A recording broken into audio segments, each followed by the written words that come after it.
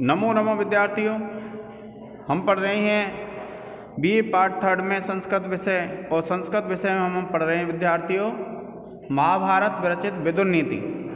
और विदुर नीति का 34वां अध्याय है। देखिए,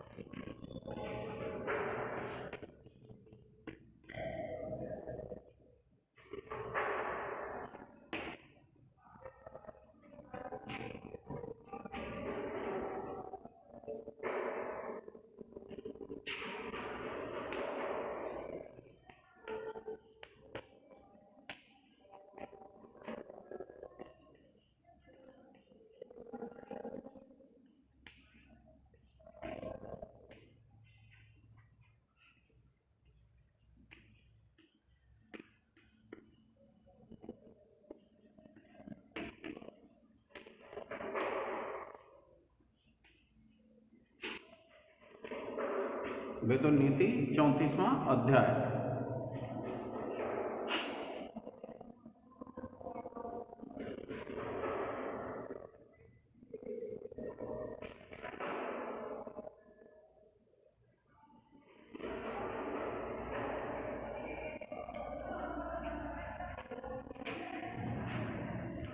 देखिए क्या कहते हैं विद्यार्थियों कि संपन्न तरम एवान्नम, संपन्न तरम एवान्नम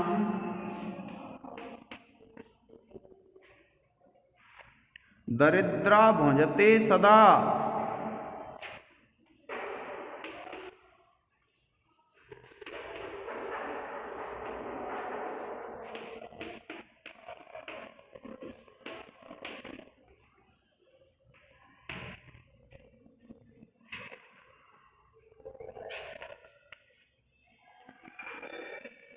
क्षुत स्वादुताम जनयति,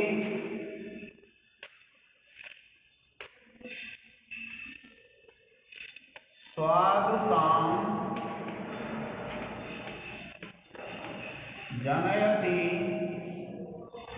क्षुत स्वादुताम जनयति सा चाढ़्यसु सुदुर्लभा। सा चाढ़्यसु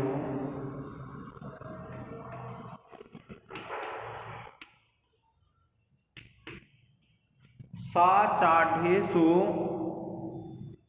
सुदुर्लभा।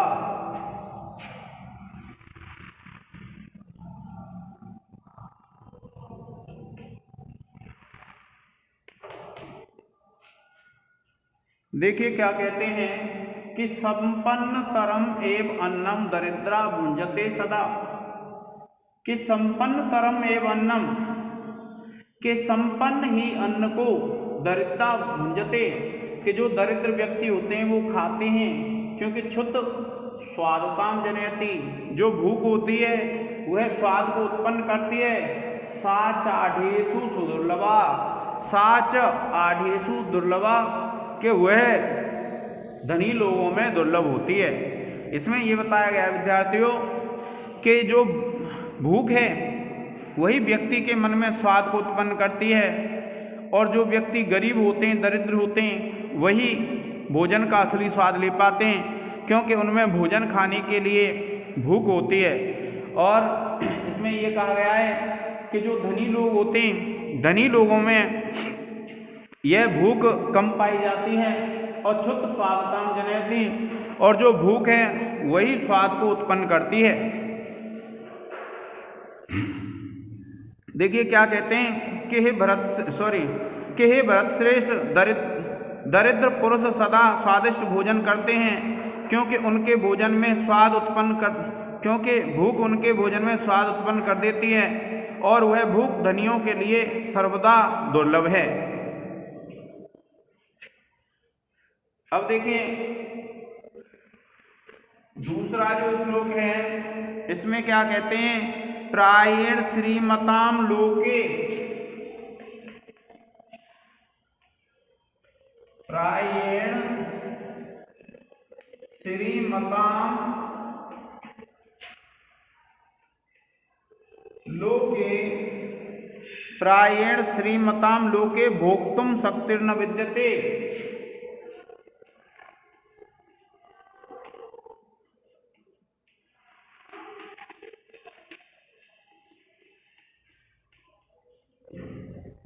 विद्यते, प्रायेण श्रीमतां लोके भोक्तुं शक्तिर्न विद्यते। जीर्यन्त्यपि,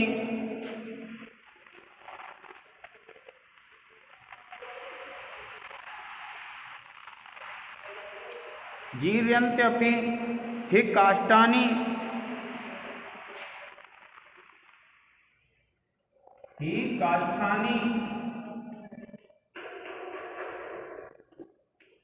जीर्यन्त्यपि हि काष्ठानि दरिद्राणां महीपते।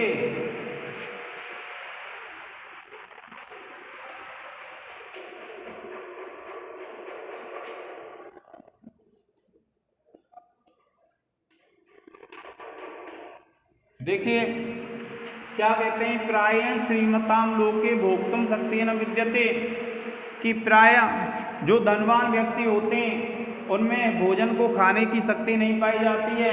कि जीर्यन्त्यपि काष्ठानि दरिद्राणां महीपते, के हे राजन, जो दरिद्र व्यक्ति होते हैं वे काष्ठ को भी पचा जाते हैं। क्या कहा कि हे राजन, संसार में धनियों को प्राय भोजन करने की शक्ति नहीं होती है, किंतु दरिद्रों के पेट में काष्ठ भी पच जाता है।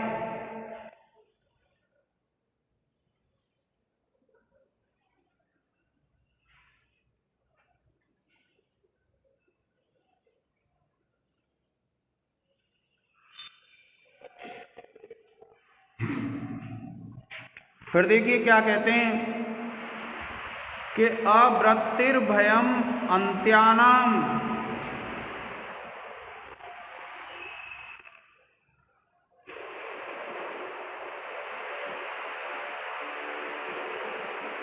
अवृत्तिर्भयम्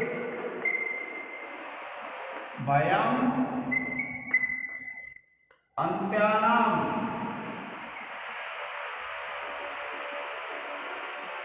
मध्यानां मरणात् भयम्।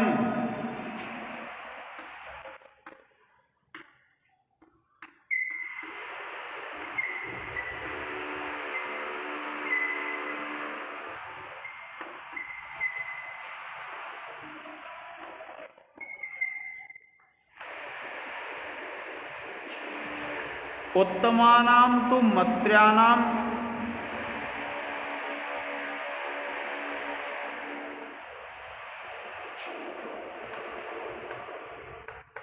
उत्तमानां तु मत्र्याणां,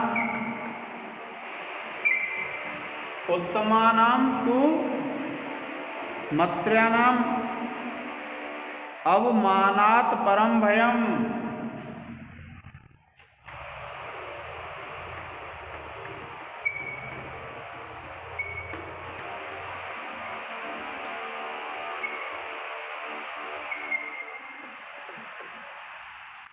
देखिए क्या कहते हैं कि आवृत्तिर्भयम् अन्त्यानाम, कि जो नीच व्यक्ति होते हैं उनको, अन्त्यानाम जो अंतिम व्यक्ति होते हैं, जो नीच व्यक्ति अधम व्यक्ति होते हैं, आवृत्तिर्भयम् उनको जीविका का, आजीविका का भय होता है। मध्यानाम मरणात् भयम्, और जो मध्यम व्यक्ति होते हैं उनको मृत्यु से भय होता है। और उत्तमानाम तो मत्र्यानाम अवमानात् परम भयम्, और जो उत्तम व्यक्ति होते हैं उनको अवमान से, अपमान से परम भय होता है।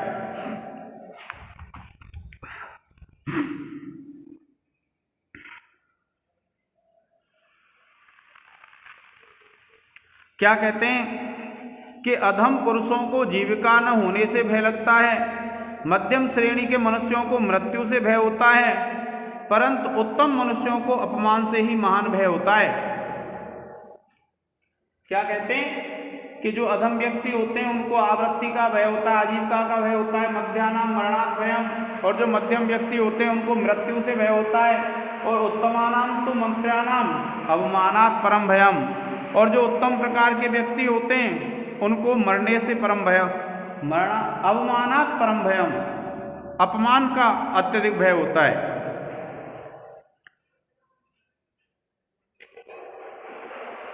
फिर देखिए क्या कहते हैं, ऐश्वर्य मद पापिष्ठा,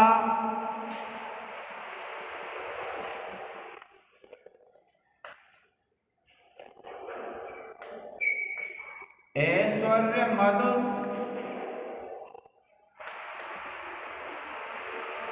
पापिष्ठा, ऐश्वर्य मद पापिष्ठा मदाह पान मदादयः,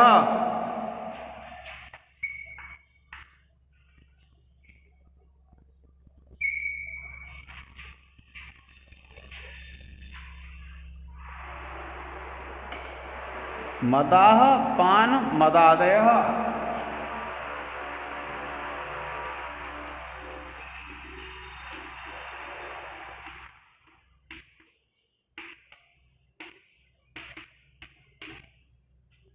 और उसके बाद ऐश्वर्य मदमत्तु ही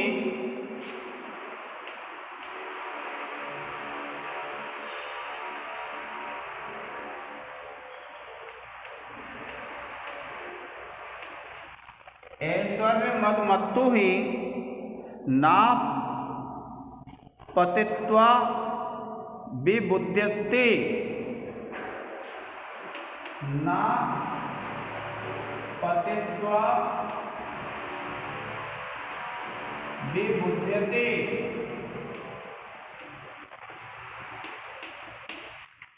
देखिए क्या कहते हैं कि ऐश्वर्य मद पापिष्ठा, कि जो ऐश्वर्य के मद से मदमत्त होते हैं, मदाह पान मदादय, उनके लिए पान आदि मद होते हैं, और ऐश्वर्य मदमत्तो ही न अपतित्वा विबुद्ध से, कि ऐश्वर्य मद से जो मदमस्त व्यक्ति होता है वह गिर करके भी अपने आप को नहीं संभाल पाता है।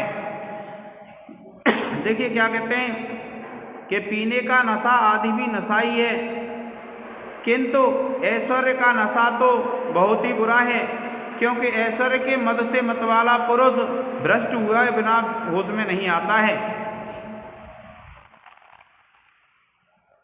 क्या कहते हैं कि पान मदादय मदाह, के पान मद आदि भी मद हैं, ऐश्वर्य मद पापिष्ठा, और ऐश्वर्य मद से, ऐश्वर्य का जो मद होता है क्या कहता है, ऐश्वर्य मद पापिष्ठा, कि ऐश्वर्य का जो नशा होता है वो पाप से युक्त होता है। मदाह पान मदादय, कि पान आदि करना भी मद ही है, किंतु जो ऐश्वर्य का मद होता है वह भी क्या होता है कि पाप से युक्त होता है। ऐश्वर्य मद तो ही, और जो ऐश्वर्य के मद से जो मदमस्त व्यक्ति होता है न अपतित्वा विबुद्ध से, बिना गिरे हुए वह नहीं समझ पाता है।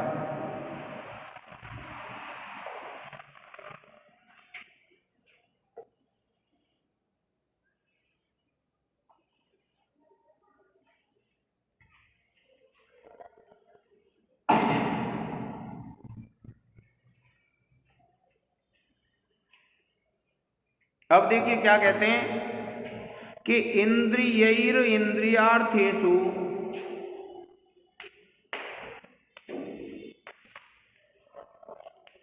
इंद्रियैरिन्द्रियार्थेषु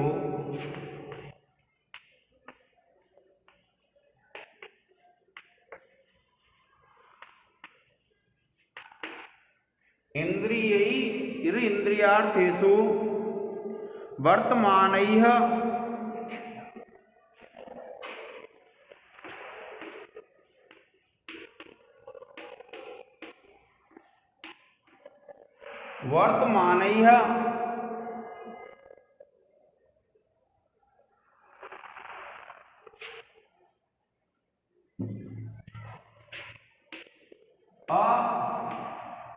निग्रह्य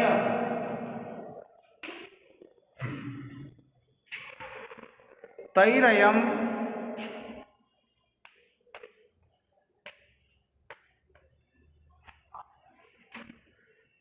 ताप्यते लोको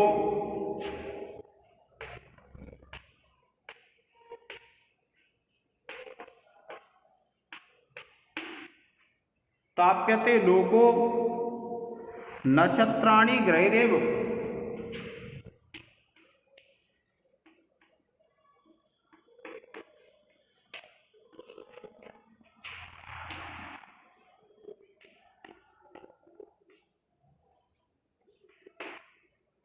देखिए क्या कहते हैं कि इंद्रियैः इंद्रियार्थेषु वर्तमानैः अनिग्रहैः तैः अयं ताप्यते लोको नक्षत्राणि ग्रहैरेव। के इंद्रियैः इंद्रियार्थेषु वर्तमानैः के इंद्रियैः इंद्रियों के द्वारा इंद्रियार्थेषु इंद्रियों के अर्थों में वर्तमानैः जो वर्तमान रहती हैं अनिग्रह्य जो नियंत्रण में नहीं है तय्य अयम लोको तप्यते उन इंद्रियों के द्वारा यह लोक पीड़ित किया जाता है। नक्षत्राणि ग्रह्यैव जिस प्रकार से ग्रह नक्षत्रों को पीड़ित करते हैं उसी प्रकार से जिस व्यक्ति की इंद्रियां विषयों के प्रति दौड़ती हैं और जिस व्यक्ति की इंद्रियां नियंत्रण में नहीं होती हैं ऐसे व्यक्ति के इंद्रियां इस संसार में उस व्यक्ति को पीड़ित करती हैं।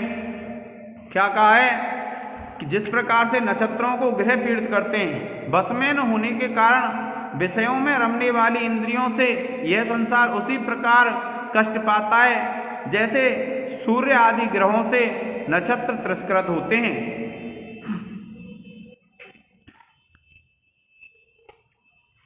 यो जितः पंचवर्गेण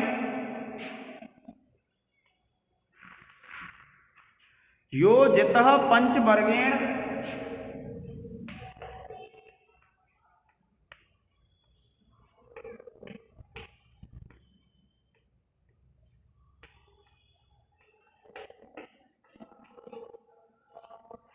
योजितः पंचवर्गेण सहजेनात्मकर्षणा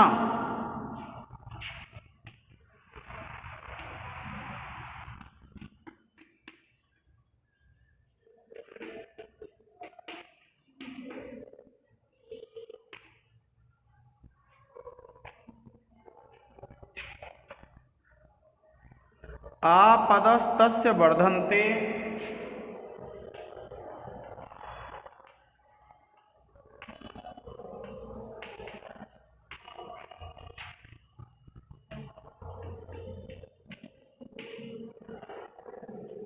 आपदस्तस्य वर्धन्ते शुक्ल पक्ष इवोडुराट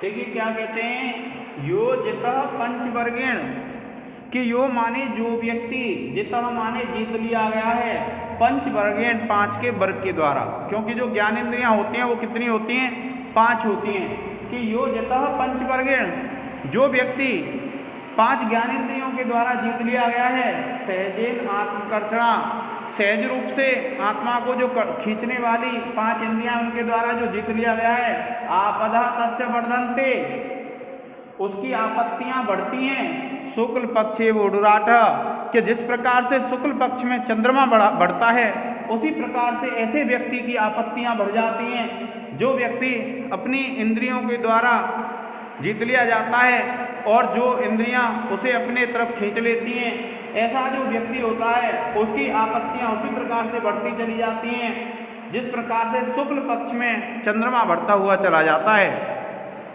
देखिए क्या कहते हैं जो मनुष्य जीवों को बस में करने वाली सहज पांच इंद्रियों से जीत लिया गया है उसकी आपत्तियां शुक्ल पक्ष के चंद्रमा की भांति बढ़ती चली जाती हैं।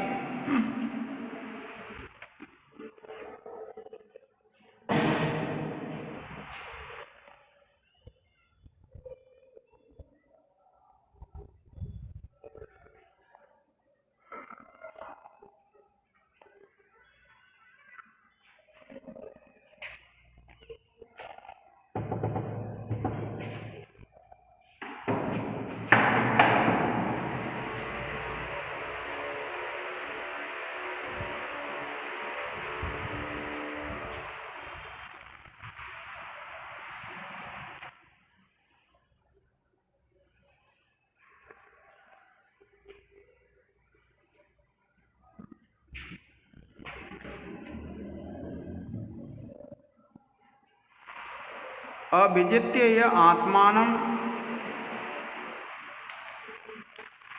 देखिए अविजित्य य आत्मानं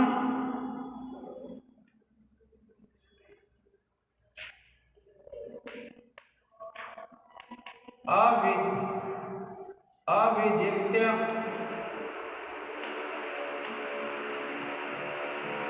य आत्मानं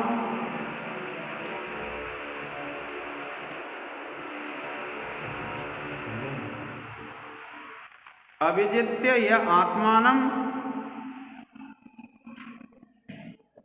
अमात्यान् विजिगीषते।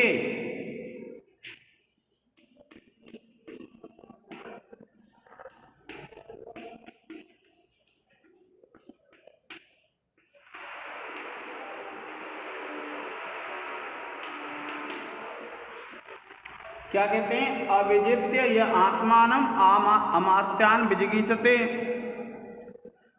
अमित्रान् वा जित,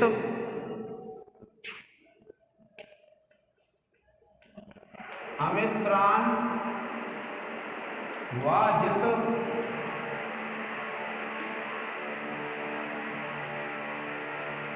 अमात्यः सो अवसः,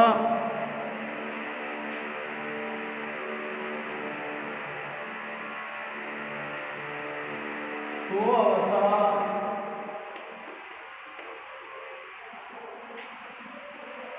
परिहीयते।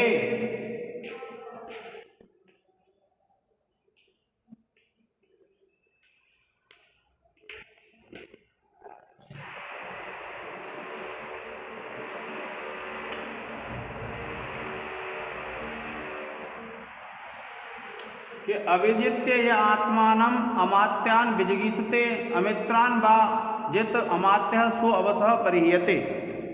देखिए क्या कहते हैं कि इंद्रियों सहित मन को जीते बिना जो मंत्रियों को जीतने की इच्छा करता है, या मंत्रियों को अपने अधीन किए बिना जो शत्रु को जीतना चाहता है, उस अजितेंद्रिय पुरुष को सब लोग त्याग दे देते हैं। देखिए अविजित्य कहते हैं बिना जीते हुए, यह जो आत्मानं स्वयं को, कि जो व्यक्ति स्वयं को जीते बिना अमात्यान् विजिगीषते, अमात्यान कहते हैं जो मंत्रियों को जीतना चाहता है। क्या कहा? अविजित्य य आत्मानं अमात्यान् विजिगीषते, कि जो स्वयं को बिना जीते अपने मंत्रियों को जीतना चाहता है।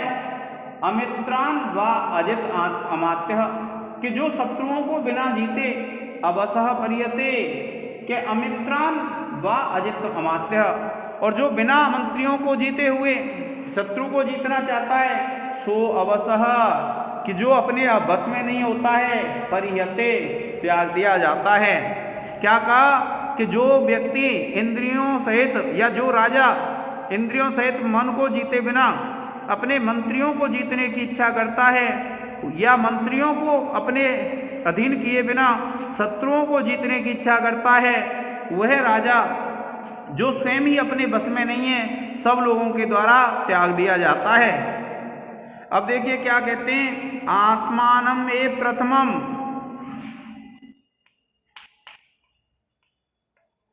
आत्मानं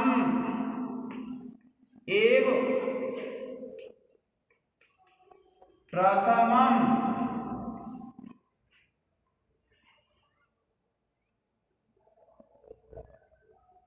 द्वेष्य रूपेण योजयेत,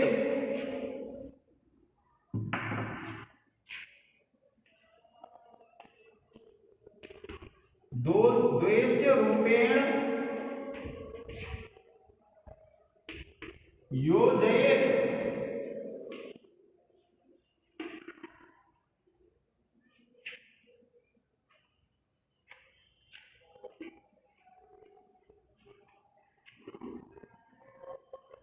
ततो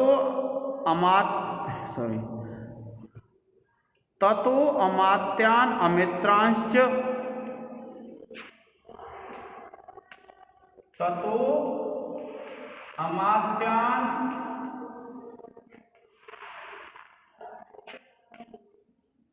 अमित्रांश्च ततो अमात्यान् अमित्रांश्च न मोघम विजिगीषते।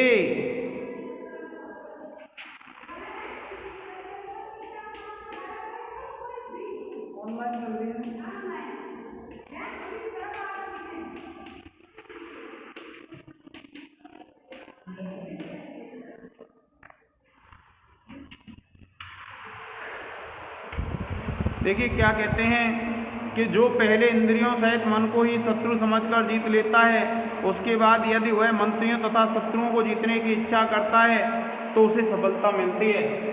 क्या कहते हैं? आत्मानम एव प्रथमम द्वेष्य रूपेण यो जयेत, कि आत्मानम एव स्वयं को ही प्रथमम पहले द्वेष्य रूपेण शत्रु के रूप में यो जयेत जो जीत लेता है।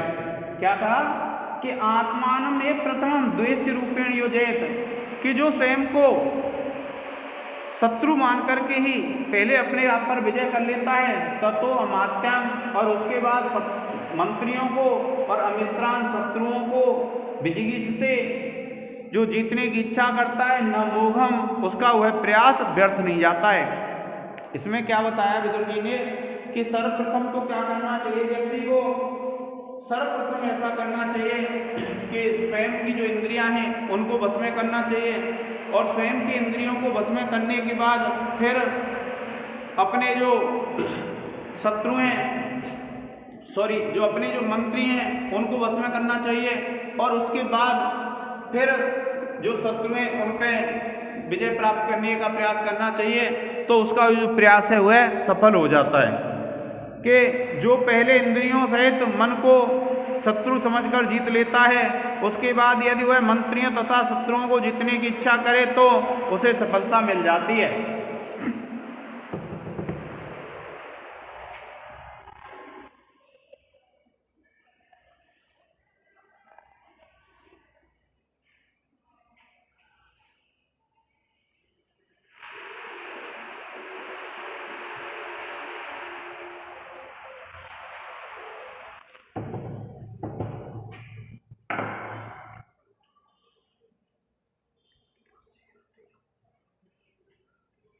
अब देखिए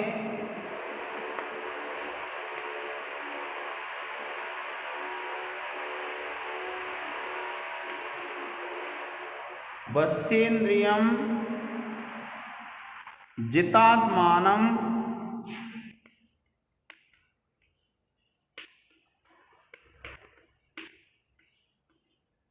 वश्येन्द्रियं जितात्मानं धृतदंडं विकारेषु।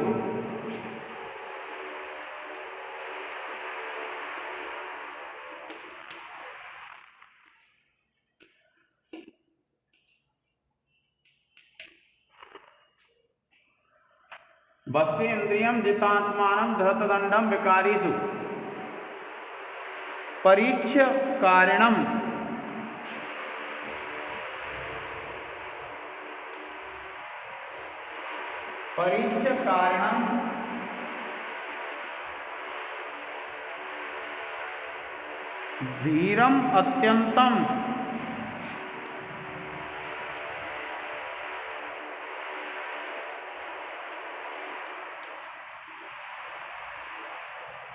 धीरम अत्यंतम शरीर निसेवते।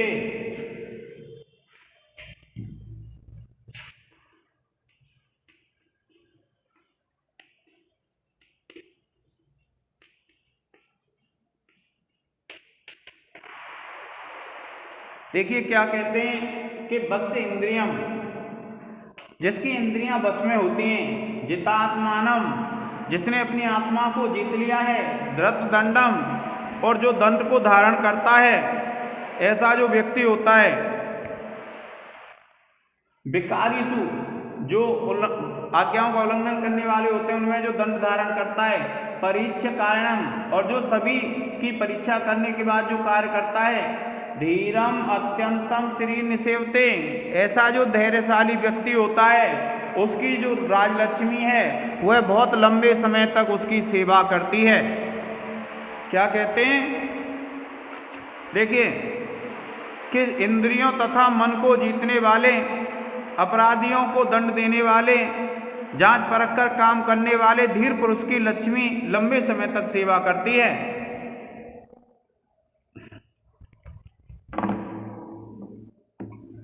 क्या कहा है? बस से इंद्रियम, जिसकी इंद्रियां बस में, जितना आत्मानम, जिसने स्वयं को बस में कर लिया है, धृत दंडम विकारीसु, और जो विकारी व्यक्तियों में दंड धारण करता है, अपराधी व्यक्तियों में जो दंड धारण करता है, ऐसा परीक्ष कारणम, और जो किसी कार्य को करने से पहले उसकी परीक्षा कर लेता है, ऐसे धीर को जो लक्ष्मी है, राजलक्ष्मी है, वह लंबे समय तक उसकी सेवा करती है।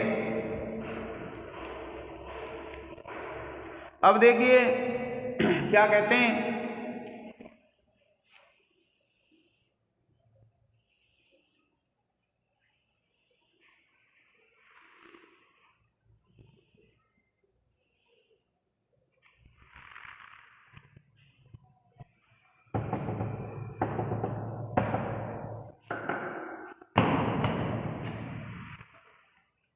देखिए रथम शरीरम पुरुषस्य,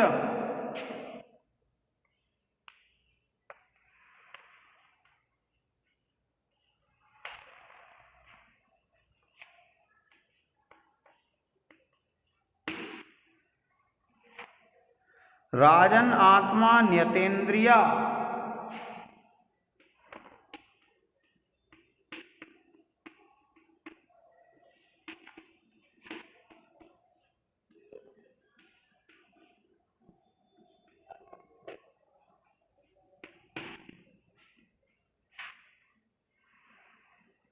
ऋण्यस्य चास्वाहा,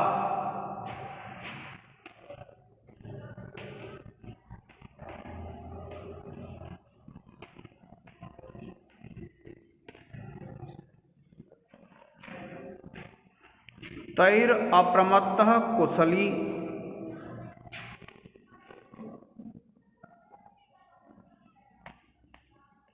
तैर अप्रमत्तः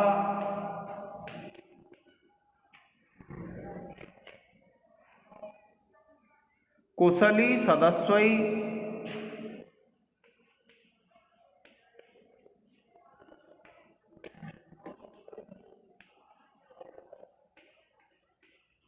सदस्वई दान्तय्य सुखम याति,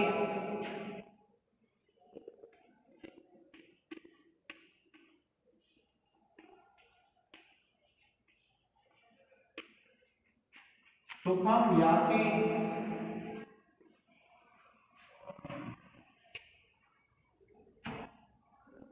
रथीव धीरः,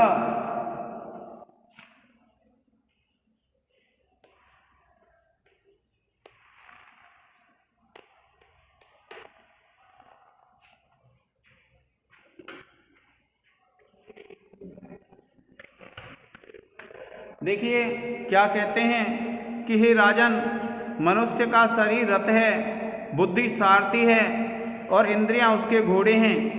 इनको बस में करके सावधान रहने वाला चतुर एवं धीर पुरुष काबू में किए हुए घोड़े से रथी की भांति सुखपूर्वक यात्रा करता है। क्या बताया है? रथम शरीरम, कि शरीर तो रथ है, पुरुषस्य पुरुष का, राजन ही राजन, आत्मा नियतेन्द्रियाणि,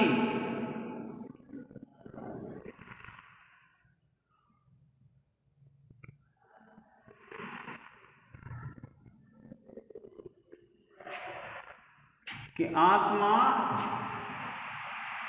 नियंत्रण करने वाला है, और इंद्रियाणि यस्य चास्वाहा, और इंद्रियां इसकी घोड़े हैं। तय्य अप्रमत्तः कुशली सदस्यय, के ऐसे अच्छे घोड़ों के द्वारा दान्तय्य सुखम याति रथी धीरः, कि जो धैर्यशाली व्यक्ति ऐसा होता है जिसके मन बुद्धि और इंद्रियां बस में होती हैं, वह व्यक्ति उसी प्रकार से सुखपूर्वक यात्रा करता है जिस प्रकार से एक अच्छा सारथी जिसके घोड़े नियंत्रण में हैं, ऐसा जो अच्छा सारथी है अपने रथ से सुखपूर्वक यात्रा करता है, उसी प्रकार से ऐसा व्यक्ति जिसका शरीर, आत्मा और मन बस में होते हैं, ऐसा व्यक्ति भी सुखपूर्वक यात्रा करता है। कि हे राजन, पुरुष के शरीर रथ है, आत्मा नियंता है, इंद्रियां इसके घोड़े हैं, और इनको वश में करके सावधान रहने वाला चतुर एवं धीर पुरुष काबू में किए हुए घोड़ों से रथी की भांति सुखपूर्वक यात्रा करता है। और देखिए फिर क्या कहते हैं कि एतान्य निगृहीतानि,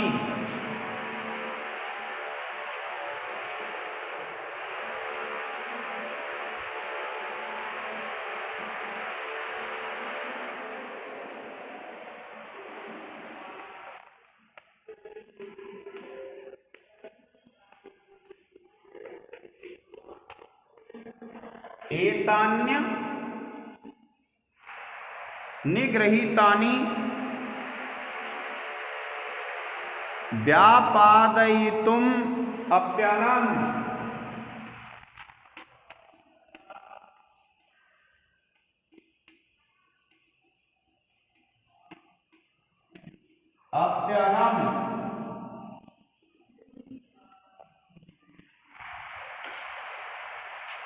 अविधेया एवादान्ता,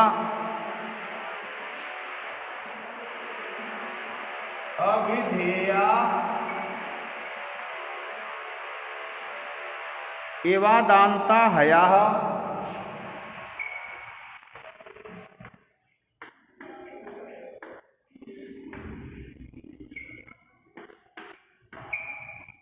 अविधेया एवादान्ता एव हयाः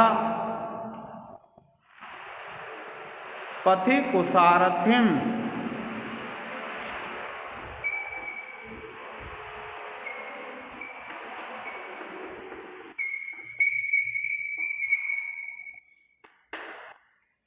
देखिए क्या कहते हैं कि शिक्षा न पाए हुए, देखिए क्या कहते हैं, एतान्य निगृहीतानि व्यापादयितुम् अप्यलम् अविधेयाः एवादान्ता हयाः पथे कुसारथिम्, कि शिक्षा न पाए हुए तथा काबू में न आने वाले घोड़े जैसे मूर्ख सारथी को मार्ग में मार गिराते हैं, वैसे ही ये इंद्रियां बस में न रहने पर पुरुष को मार डालने में भी समर्थ होती हैं। क्या कहते हैं, शिक्षा न पाए हुए तथा काबू में न आने वाले घोड़े जैसे मूर्ख सारथी को मार्ग में मार गिरा डालते हैं, वैसे ही इंद्रियां बस में न रहने पर पुरुष को मार डालने में समर्थ होती हैं। कि एतानि अनिगृहीतानि, अगर ये इंद्रियां बस में नहीं होती हैं तो व्यापादयितुम् अभी अलम, तो मारने में समर्थ होती हैं। अविधेया एवं अदंता, कि जो बस में नहीं होते हैं और जिनको शिक्षित नहीं किया होता है, हया घोड़े पथि कुसारथिम्, जिस प्रकार से अप्रशिक्षित, क्या कहते हैं, जिस प्रकार से शिक्षा न पाए हुए घोड़े मूर्ख सारथी को रास्ते में मारने में समर्थ होते हैं, उसी प्रकार से जिस व्यक्ति की इंद्रियां उसके बस में नहीं है उसको भी वे इंद्रियां मारने में समर्थ होती हैं।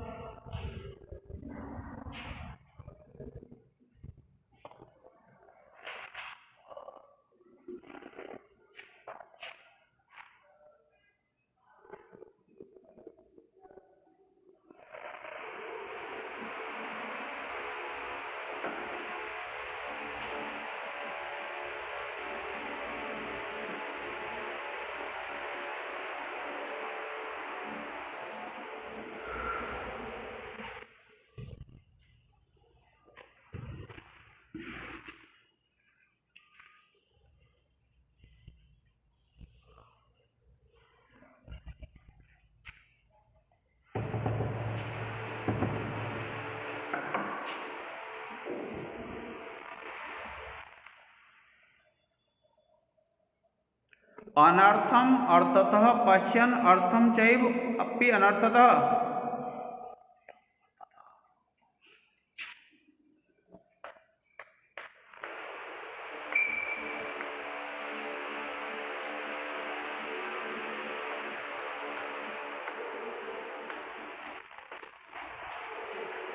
अनर्थम अर्थतः पश्यन्, अनर्थम अर्थतः पश्यन् अर्थम,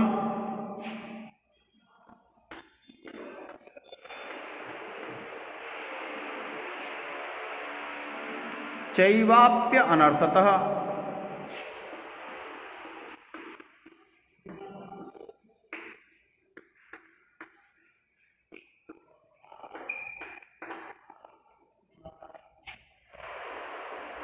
इंद्रियैः अजितैः बलिः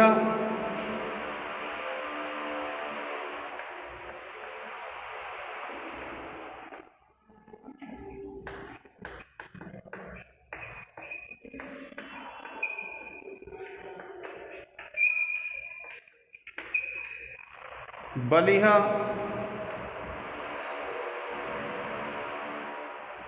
सुदुःखम मन्यते सुखम।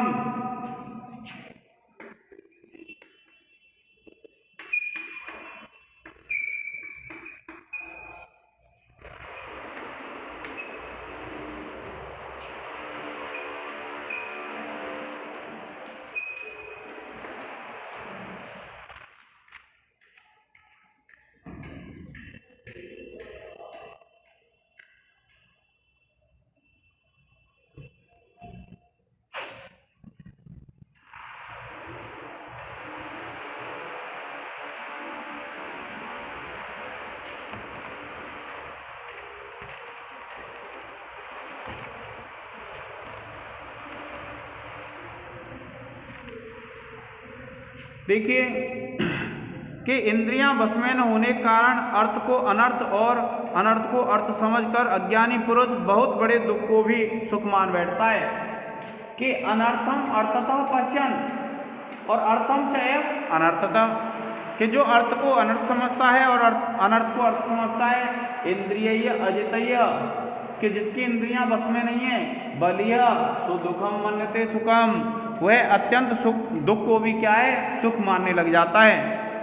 क्या बताया कि इंद्रियां बस में न होने के कारण अर्थ को अनर्थ और अनर्थ को अर्थ समझकर अज्ञानी पुरुष बहुत बड़े दुख को भी सुख मानने लग जाता है।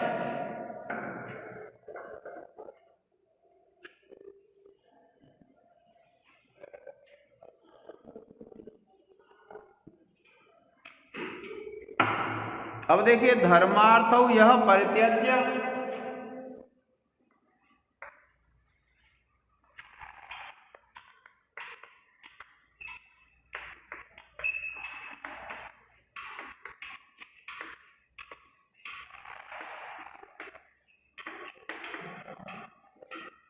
धर्मार्थो यह परित्यज्य स्याद् इंद्रिय वशानुगः।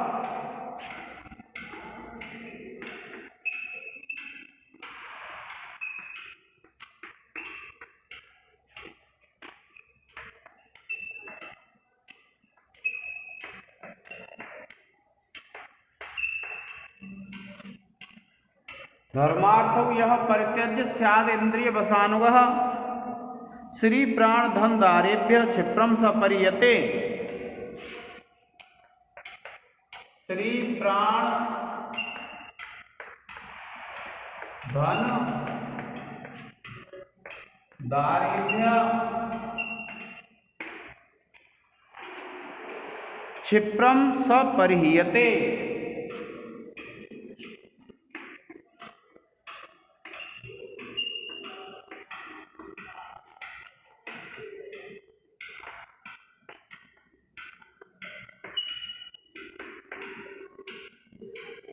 क्या कहते हैं कि धर्मार्थो यह परित्यज्य, कि जो व्यक्ति धर्म और अर्थ को त्याग करके स्याद् इंद्रिय वशानुगः, कि जो अपने इंद्रियों के बस में हो जाता है।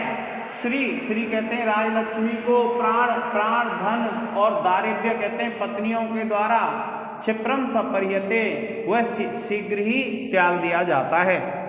क्या कहा, जो धर्म और अर्थ का परित्याग करके इंद्रियों के वश में हो जाता है वह शीघ्र ही ऐश्वर्य प्राण धन और स्त्री से हाथ धो बैठता है। देखिए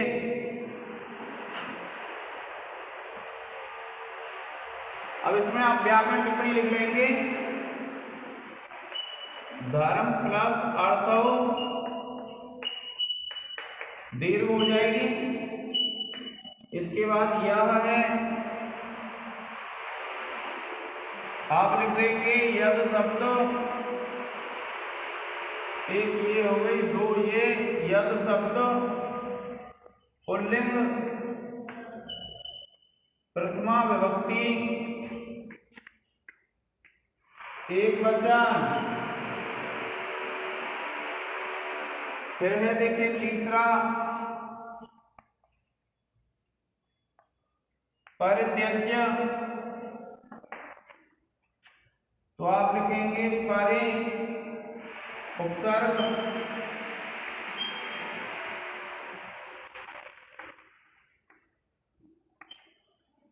त्यज धातु प्लस ल्यप प्रत्यय।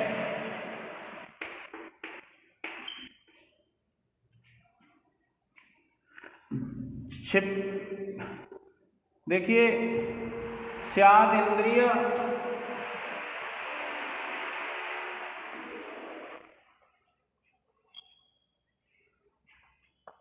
आप लिखेंगे स्यात प्लस इंद्रिय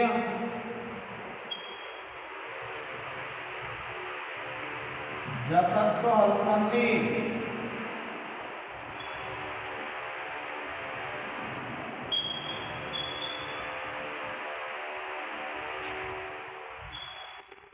और इसके बाद स, तो आप स में लिखेंगे तद शब्द है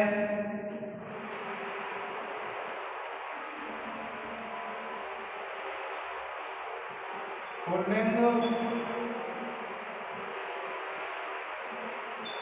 प्रथमा विभक्ति एक वचन। प्रिय विद्यार्थियों, इसका एक स्क्रीनशॉट ले लें। जो महत्वपूर्ण तो सब होते हैं विद्यार्थियों, लेकिन ज़्यादातर जो परीक्षा में आने वाले हैं उनकी मैं जिनके चांस रहते हैं कि आ सकता है उनकी व्याकरण टिप्पणी कर रहा हूँ, बाई चांस इधर उधर से आ जाता है तो आप उसकी कर लेना। इनको शीघ्र इसलिए पढ़ा रहा हूँ कि इनको छोड़ने से बढ़िया है इनको जल्दी जल्दी पढ़ा दिया जाए।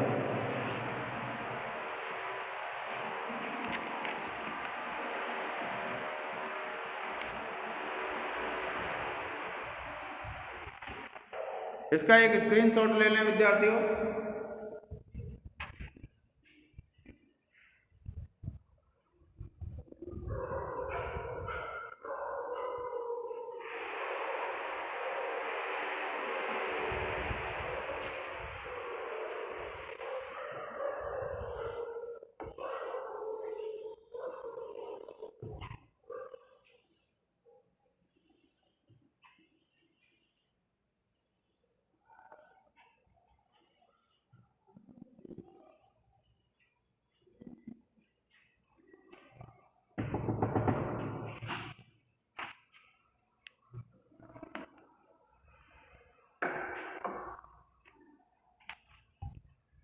अब देखिए अर्थानाम ईश्वरो यह,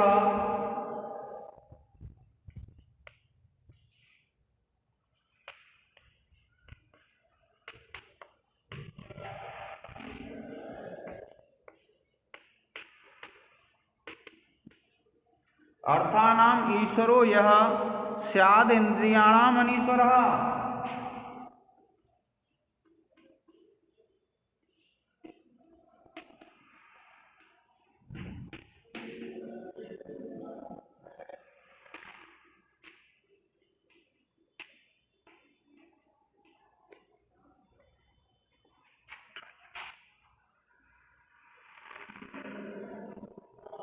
इंद्रियाणाम अनैश्वर्याद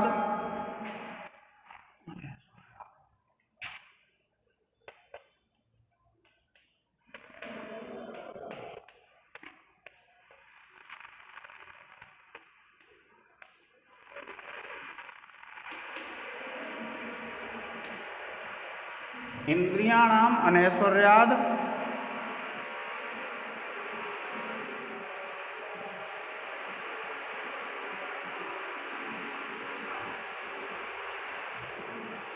दैश्वर्याद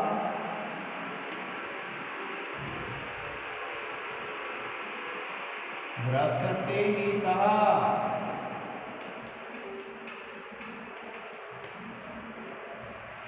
देखिए क्या कहते हैं कि जो अधिक धन का स्वामी होकर भी जो इंद्रियों का स्वामी नहीं होता है, इंद्रियों को बस में न रखने वाले के कारण ऐश्वर्य भी उसका भ्रष्ट हो जाता है।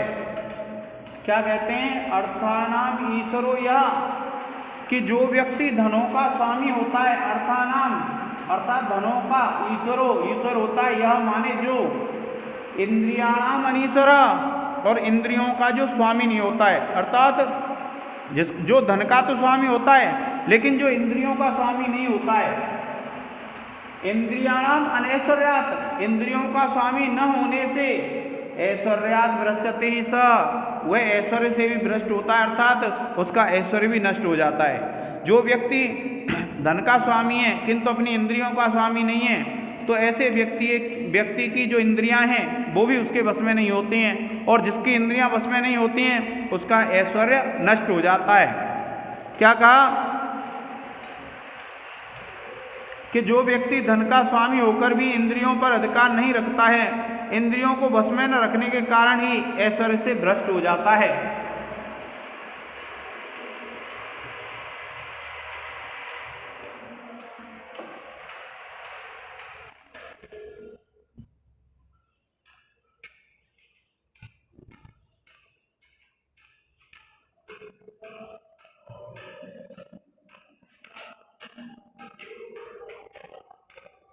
अब देखिए, आत्मना आत्मानम,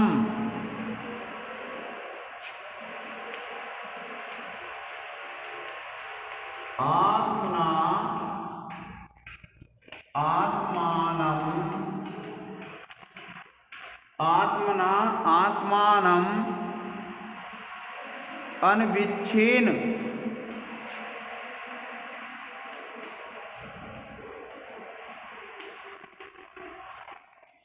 आत्मना आत्मानम अनविच्छेन मनोबुद्धि इंद्रियैर यतैः,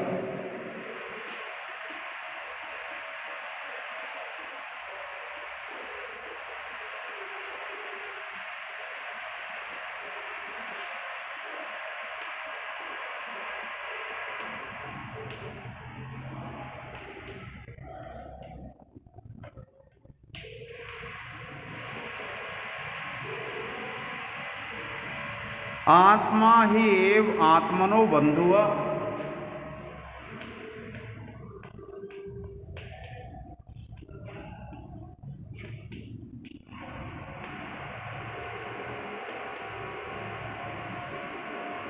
आत्मना ही एव आत्मनो बंधुः,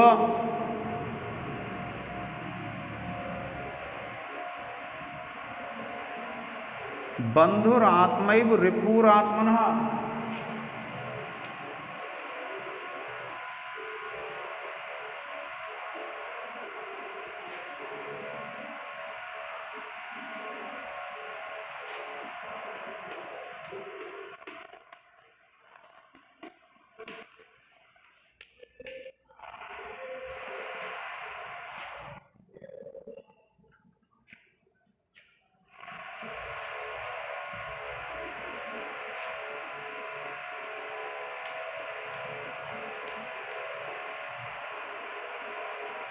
देखिए क्या कहा कि मन बुद्धि और इंद्रियों को अपने अधीन कर अपने से ही अपनी आत्मा जानने की इच्छा करें, क्योंकि आत्मा ही अपना बंधु है और आत्मा ही अपना शत्रु है। क्या कहा? आत्मना आत्मानम अनविच्छेन, कि स्वयं के ही द्वारा स्वयं को खोजना चाहिए। मनोबुद्धि इंद्रिय यतैः, कि मन और बुद्धि और इंद्रियों के द्वारा आत्मा ही एवं आत्मनो बंधुः, कि आत्मा ही आत्मा का बंधु है और आत्मा ही रिपुः आत्मनः, और आत्मा ही आत्मा का शत्रु है।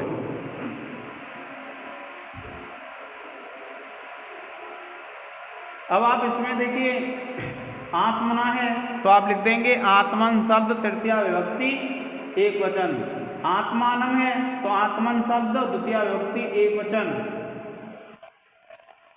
अब देखिए, इंद्रिय प्लस यतैः, यह विसर्ग लग जाएगा। बंधुः प्लस आत्मैव, रिपुः प्लस आत्मनः, यहाँ सब जगह विसर्ग हो जाएगी। और एव प्लस आत्मनो, यहाँ दीर्घ संधि हो जाएगी। आत्मना, आत्मन शब्द है तृतीया विभक्ति एक वचन। प्रिय विद्यार्थियों, आज के इस लेक्चर में इतना ही। धन्यवाद। जय हिंद, जय भारत।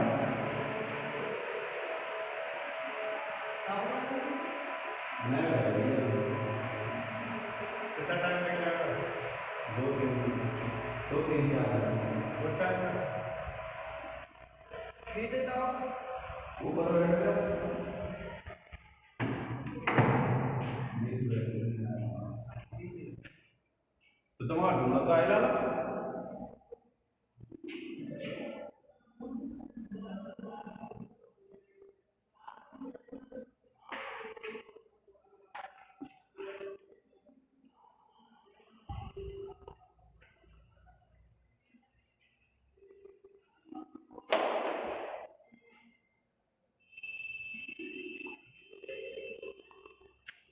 देखिए व्याकरण टिप्पणी आप लिखेंगे रिपुरात्मनः,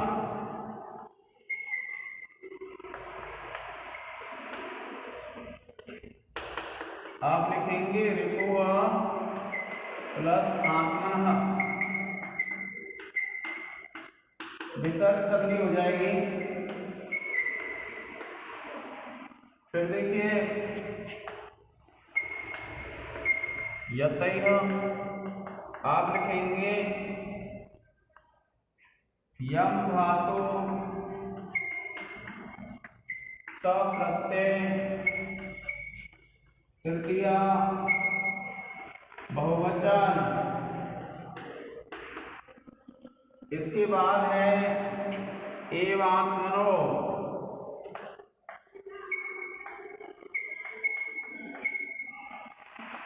आप लिखेंगे एव प्लस आत्मनो, आप लिखेंगे दीर्घ संधि।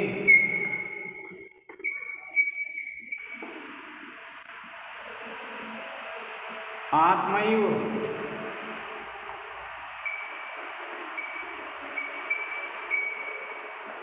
आप लिखेंगे आत्मा प्लस एव, वृद्धि संधि हो जाएगी।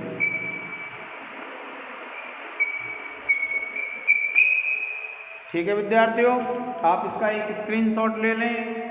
आज के इस लेक्चर में इतना ही। धन्यवाद। जय हिंद, जय भारत।